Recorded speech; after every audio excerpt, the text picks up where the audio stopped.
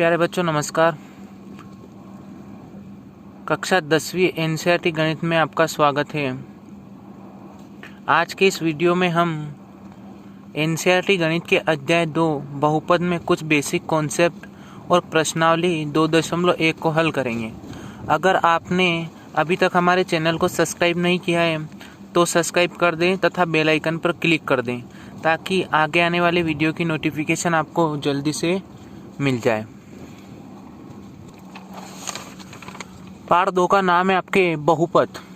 बहुपद की परिभाषा होती है ऐसा बीजी व्यंजक जिसमें चर की घात पूर्ण संख्या हो, क्या कहलाता है? बहुपद। अब सबसे पहले हम ये देखते हैं कि चर क्या होता है ना अचर क्या होता है। तो आपके जो ABCD के जितने भी अल्फाबेट है इनको हम चर बोलेंगे, ABCD, और ये कहाँ तक Z तक, ये सारे के सारे नंबर होते हैं चर। और अचर क्या होते हैं? गिनती के अक्षरों को हम अचर बोलेंगे, 1 2 3 4 5, कहाँ तक? अनंत तक। तो चर किसको बोलेंगे? ABCD के जो अक्षर है वो आपके चर है और अचर कौन है? गिनती के अक्षर अचर है। अब एक चर और एक अचर को हम मिलाते हैं तो बनता है बीजी व्यंजक। क्या बनता है? बीजी व्यंजक। फॉर एग्जाम्पल ये एक चर है और ये एक अचर है, इन दोनों को हमने जोड़ के लिखा तो x+3 इस पूरे को हम क्या बोलेंगे? एक बीजी व्यंजक। इसी प्रकार मान लीजिए ये y एक चर है, इसमें मैं 2 का गुणा कर देता हूँ तो ये 2y आ गया और ये 2y भी क्या है? एक बीजी व्यंजक। अब बहुपद की डेफिनेशन में क्या लिखा है कि ऐसा बीजी व्यंजक जिसमें चर की घात कौन सी संख्या? पूर्ण संख्या। तो हमने अध्याय 1 में पढ़ा था कि संख्याएं कितने टाइप की होती है। एक तो होती है आपके प्राकृत संख्या। कौन सी संख्या? प्राकृत संख्या। प्राकृत संख्या जिसको हम नेचुरल नंबर बोलते हैं, इसमें गिनती के नंबर होते हैं 1 2 3 4 5 6, ऐसे कहाँ तक? अनंत तक। फिर नंबर आता है आपके पूर्ण संख्या होगा। पूर्ण संख्या किसे कहते हैं? अगर हम प्राकृत संख्या के समूह में 0 और मिला लें तो ये जो ग्रुप बनता है आपके, ये पूर्ण संख्याओं का समूह बनता है। फिर आता है पूर्णांक।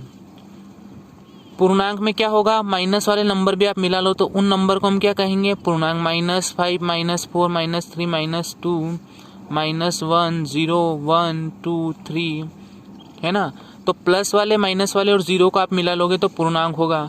फिर हमने पढ़ा था परिमेय संख्या। परिमेय संख्या क्या होती है? जो संख्याएं P/Q के रूप में हो और Q बराबर नहीं हो किसके? 0 के, यानी जैसे 1/2 3/2, ये सारे के सारे नंबर कौन से हैं? परिमेय संख्या।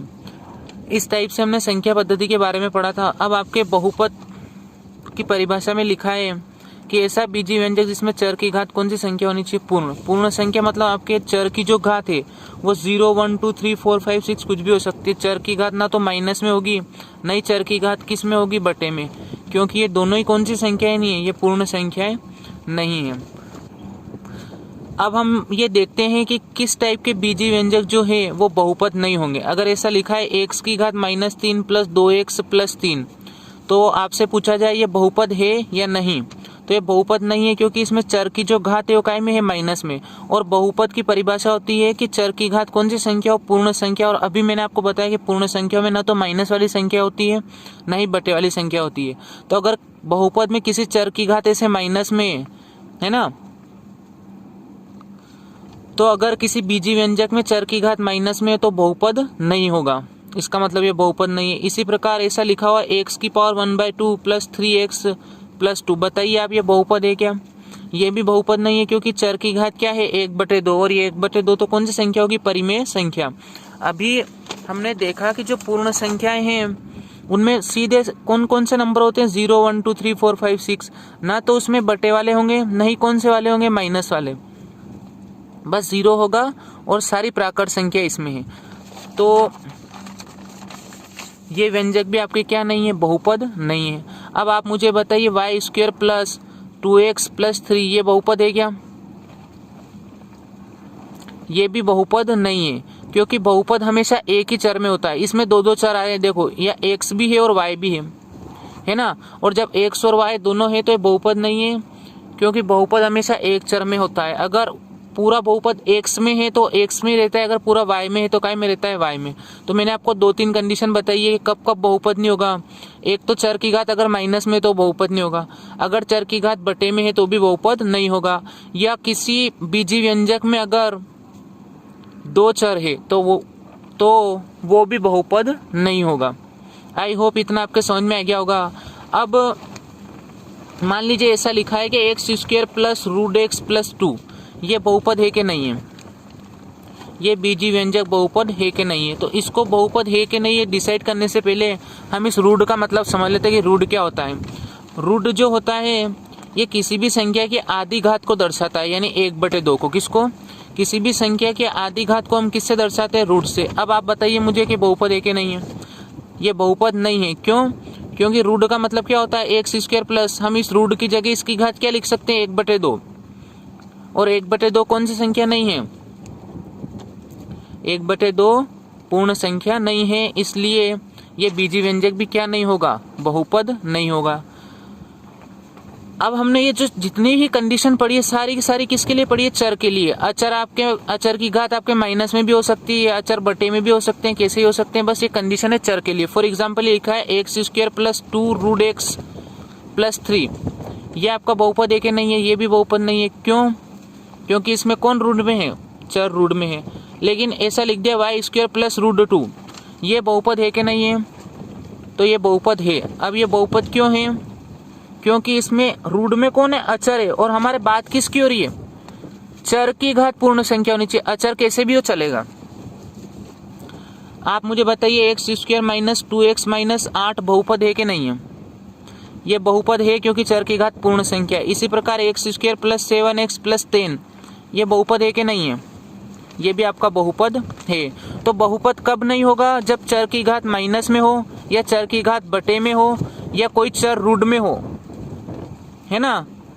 तो वो जो बीजी व्यंजक होगा वो बहुपद नहीं होगा। और ये बहुपद होगा या नहीं होगा, इससे संबंधित आपके सत्य सत्य आता है 1 नंबर का ऑब्जेक्टिव एग्जाम में। तो आई होप आपके समझ में आ गया होगा कि किस प्रकार का बीजी व्यंजक बहुपद होता है। आइए अब हम ये देखते हैं कि बहुपद की घात क्या होती है। तो बहुपद की घात, बहुपद में चर की सबसे बड़ी घात को हम क्या कहते हैं? बहुपद की घात। फॉर एग्जाम्पल मैंने 3-4 बहुपद लिख रखे हैं, इसमें जो चर है उसकी सबसे बड़ी घात बहुपद की क्या होगी? घात। देखिए यहाँ चर की घात 2 भी है, इस y की घात कुछ भी नहीं तो क्या है? 1 है, लेकिन सबसे बड़ी घात क्या है? 2, इसलिए इस बहुपद की घात कितनी है? 2। अब आप मुझे बताइए इस बहुपद की घात कितनी है? ये त्रिघाती बहुपद है क्योंकि इसमें चर की सबसे बड़ी घात क्या है? 3, यानी इस बहुपद की घात कितनी है आपके? 3। अब ये बताइए आप मुझे, इसकी घात कुछ नहीं है तो 1 है, यानी ये 1 घात वाला बहुपद है ना। और ये चौथा T square plus 2t minus 3, ये कितने घाती बहुपद है? ये द्विघाती बहुपद है। अब हम घातों के आधार पर बहुपद के प्रकार देखेंगे। घातों के आधार पर बहुपद कितने प्रकार के हो सकते हैं? एक तो होता है आपके एक घाती बहुपद, है ना। और इस एक घाती बहुपद को हम बोलते हैं रेखिक बहुपद। ये कक्षा 9 में पढ़ा होगा। एक घात वाले बहुपद को कौन सा बहुपद बोलते हैं हम? रेखिक बहुपद। फिर जो द्विघाती बहुपद है उसको, फिर ऐसा बहुपद जिसकी घात 2 हो उसको हम कौन सा बहुपद बोलेंगे? द्विघाती। और घात 3 वाले को कौन सा बहुपद बोलेंगे? त्रिघाती। ये आपके डेफिनेशन मैंने अच्छे से लिख दी है। घातों के आधार पर बहुपद के प्रकार, है ना। रेखिक बहुपद, एक घात वाले बहुपद को रेखिक बहुपद कहते हैं।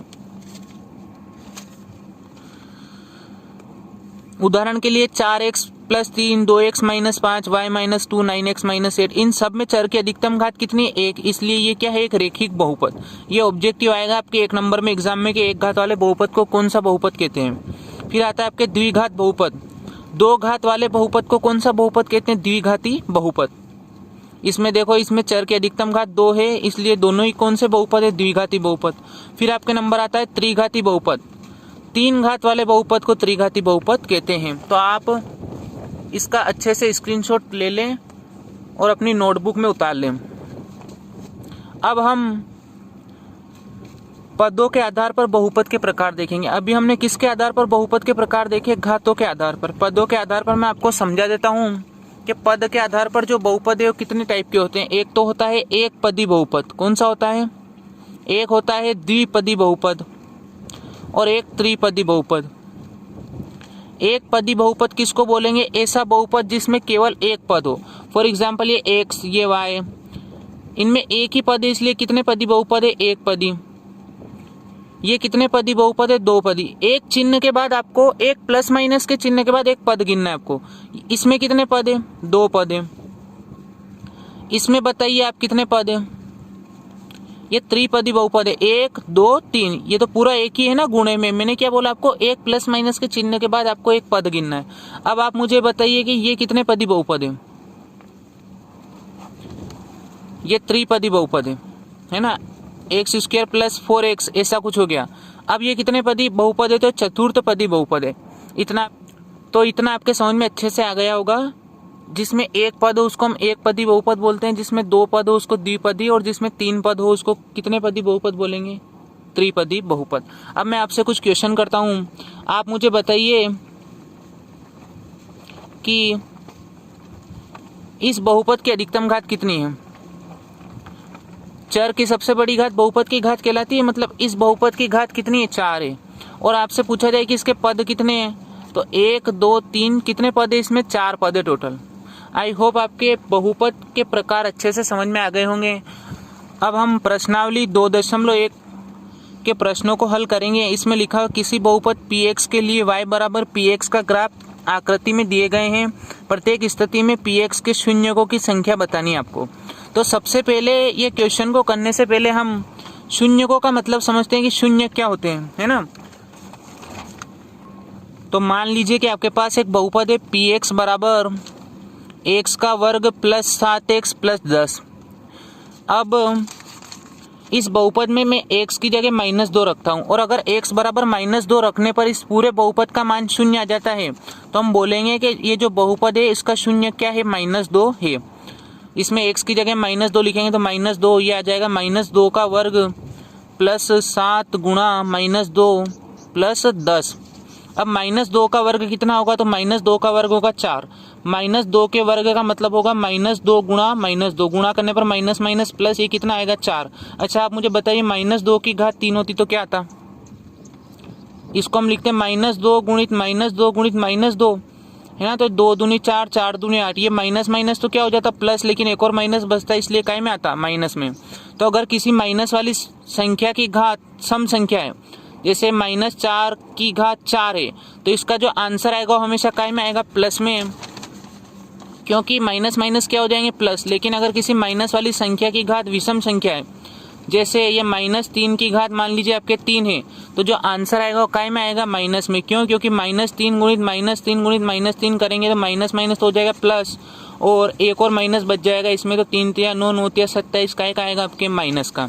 तो इसी प्रकार आपके माइनस का 2 तो इसका वर्ग आ जाएगा 4 प्लस का, और 7 दूनी 14 प्लस माइनस क्या होता है? गुणा करने पर माइनस, और प्लस का 10। अब ये 10 भी आपके प्लस का है, 4 भी प्लस का है, तो 10 और 4 14 -14, आंसर क्या है आपके? 0। इसका मतलब ये जो x बराबर -2 है, ये इस द्विघाती बहुपद का क्या है? एक शून्यक है। तो शून्यक की परिभाषा क्या है आपके? चर का वह मान जिसको बहुपद में रखने पर बहुपद का मान शून्य हो जाता है, शून्यक कहलाता है। आपको शून्यक का मतलब अच्छे से समझ में आ गया होगा। अब हम एक्सरसाइज 2.1 का पहला क्वेश्चन देखते हैं। इसका पहला क्वेश्चन करने से पहले हमने कक्षा 9वीं में ग्राफ समझे थे अच्छे से। ग्राफ में क्या क्या होता है? ग्राफ में एक तो एक अक्ष होती है, और एक और क्या होता है? कोई भी ग्राफ है आपके पास तो उसमें 2 अक्ष होती है, एक तो एक्स अक्ष और एक और कौन सी अक्ष? वाई अक्ष। अब कौन सी अक्ष एक्स अक्ष होती है और कौन सी वाई अक्ष होती है? ये तो आपकी होती है एक्स अक्ष, यानी ये जो आड़ी लाइन है एक्स अक्ष है, और ये खड़ी लाइन क्या है? वाई अक्ष, है ना। इसको अपन एक्स अक्ष बोलते हैं, इसको क्या बोलते हैं? वाई अक्ष। अब आपके क्वेश्चन में आपको इस ग्राफ को देखकर और ओनली ये बताना है कि कितने शून्यक होंगे। अब हमें ग्राफ को देखकर कैसे पता चलेगा कितने शून्यक होंगे? तो जो ग्राफ एक्स अक्ष को, कौन सी अक्ष को? एक्स अक्ष को जितनी जगह काटेगा उतने ही उसके शून्यक होंगे। फॉर एग्जाम्पल आपसे पूछा जाए कि इसके कितने शून्यक है, तो इसमें कितनी जगह काट रहा है? एक्स अक्ष को 2 जगह। इसका मतलब इस बहुपद के कितने शून्यक होंगे? 2 शून्यक होंगे। अच्छा अब इसके कितने शून्यक होंगे? अब भी 2 ही शून्यक होंगे, क्योंकि मैंने आपको बोला है कि आपको एक्स अक्ष पर कितनी जगह काट रहा है वो गिनना है। वाई अक्ष पे कितनी जगह काटो उससे मतलब नहीं, हमें किससे मतलब है? एक्स अक्ष पर। तो आप मुझे बताइए कि पहले वाले क्वेश्चन में बहुपद के कितने शून्यक है? पहले वाले में शून्यकों की संख्या 0 है, कोई भी शून्यक नहीं है। क्यों? क्योंकि ग्राफ एक्स अक्ष को प्रतिच्छेद नहीं करता है। किसको कर रहा है? ये वाई अक्ष को। क्वेश्चन नंबर 2 में बताइए आप, इसमें कितने शून्यक है? इसमें एक ही शून्यक है, क्योंकि एक्स अक्ष को एक बिंदु पर प्रतिच्छेद करता है ना। थर्ड वाले में आप बताइए कितने शून्यक है? 1 2 3, यानी इस बहुपद के कितने शून्य होंगे? 3 शून्य होंगे। चौथे में आप बताइए कितने शून्य के? इसमें 2 शून्य के, है ना। पांचवें में देखिए आप 1 2 3 और 4 शून्य के टोटल। और छठे क्वेश्चन में है 1 2 3, जो टच हो रहा है उसको एक ही बार गिनना है, यानी 3 शून्य के इसके। तो आई होप आपकी एक्सरसाइज अच्छे से समझ में आ गई होगी। अब अगर एग्जाम में क्वेश्चन आता है तो आपको इसका जवाब कैसे देना है, ये ग्राफ आपके बना हुआ आएगा और 2 नंबर का क्वेश्चन आएगा, उस ग्राफ को देखकर आपको शून्यकों की संख्या लिखनी है ना। तो मैं लिख के बता देता हूँ आपको कैसे लिखना है। तो अब आपको इनके जवाब इस टाइप से देने हैं कि जैसे ग्राफ बना हुआ आएगा आपके एग्जाम में, ओनली ये ग्राफ आपके बना हुआ। अब आपको लिखना ओनली इतना सा है, क्योंकि ग्राफ एक शख्स को किसी भी बिंदु पर प्रतिच्छेद नहीं करता है, इसलिए इसके शून्यकों की संख्या शून्य होगी। इसके आपको 2 नंबर मिल जाएंगे ना। इसी प्रकार क्वेश्चन नंबर 2 में कितनी जगह करता है? एक बार। तो हमने लिख दिया क्योंकि ग्राफ एक शख्स को केवल एक बिंदु पर प्रतिच्छेद करता है, इसलिए इसके शून्यकों की संख्या 1 होगी। फिर थर्ड वाले में आपके कितनी जगह प्रतिच्छेद कर रहा था? 1 2 3 जगह। एक्स वाले को गिनना है अपन को, तो हमने लिखा क्योंकि ग्राफ एक शख्स को 3 बिंदुओं पर प्रतिच्छेद करता है, इसलिए शून्यकों की संख्या 3 होगी। इसी प्रकार चौथे वाले में कितनी बार कर रहा था? 2 बार। तो हमने लिख दिया क्योंकि ग्राफ एक शख्स को 2 बिंदुओं पर प्रतिच्छेद करता है, इसलिए शून्यकों की संख्या 2 होगी। फिर आपके पांचवें में कितनी जगह कर रहा था प्रतिच्छेद? 4 जगह। तो हमने लिख दिया क्योंकि ग्राफ एक शख्स को 4 बिंदुओं पर प्रतिच्छेद करता है, इसलिए इसके शून्यकों की संख्या 4 होगी। और लास्ट वाले में 3 बिंदुओं पर प्रतिच्छेद कर रहा था, इसलिए कितने शून्य के? 3 शून्य के। तो आई होप आपकी एक्सरसाइज बहुत अच्छे से समझ में आ गई होगी। अगर आपको हमारे वीडियो पसंद आते हैं तो आप हमारे चैनल को सब्सक्राइब कर दें और वीडियो को लाइक करें, कमेंट करें और शेयर करें। धन्यवाद।